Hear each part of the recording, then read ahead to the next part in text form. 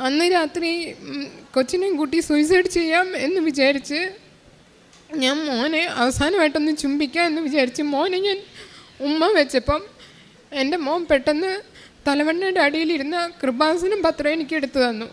അതിനുശേഷം അവൻ ഉറങ്ങിക്കിടന്ന്, അവന് വെറും 2 വയസ്സേ ഉള്ളൂ. അവൻ ഉറങ്ങിക്കിടന്ന് അവൻ പെട്ടെന്ന് ബൈബിളിൻ്റെ അടുക്കുന്ന ഒരധ്യായം എടുത്തിട്ട് അതിനകത്ത് അവൻ കൈ വെച്ചിട്ട് അവൻ കിടന്ന് ഉറങ്ങി. അപ്പോൾ എനിക്ക് സംശയം വന്നപ്പം ഞാൻ അവൻ്റെ കൈ എടുത്ത് മാറ്റിയിട്ട് ആ ഭാഗം വായിച്ചപ്പം അത് യെശയ്യാ പ്രവാചകൻ്റെ പുസ്തകത്തിലെ 41-ാമത്തെ അധ്യായം 15-ാമത്തെ വാക്യം മുതലുള്ളതായിരുന്നു അവൻ്റെ കൈ ഇരുന്നത്. അപ്പം ഞാനത് വായിച്ചപ്പോൾ അതിനകത്ത് ഇപ്രകാരമായിരുന്നു എഴുതിയിരിക്കുന്നത്: നിൻ്റെ പേര് എൻ്റെ ഉള്ളം കൈയിൽ രേഖപ്പെടുത്തിയിട്ടുണ്ട് എന്നും ഏറ്റവും അവസാനം ഞാൻ ഇതെല്ലാം ചെയ്തു കഴിയുമ്പം നീ എൻ്റെ നാമം മഹത്വപ്പെടുത്തുമെന്നുമായിരുന്നു. അപ്പോൾ അതിൻ്റെ ഉള്ളടക്കം ഞാൻ അനുഭവിച്ചു പോന്നിരുന്ന വേദനകൾ മുഴുവൻ ദൈവം എനിക്ക് വേണ്ടി പരിഹാരം ചെയ്യുമെന്നും എന്നെ വേദനിപ്പിച്ചവർക്കെതിരെ കർത്താവ് ശക്തമായിട്ട് നിൽക്കുമെന്നായിരുന്നു അതിൻ്റെ ഒരു ഉള്ളടക്കം വന്നിരുന്നത്. എനിക്കതിനകത്തുനിന്ന് വളരെയധികം സ്വാന്തനം വന്നു. ആ സമയത്ത് എനിക്ക് കിട്ടേണ്ട ഒരു സ്വാന്തനമായിരുന്നു അത്.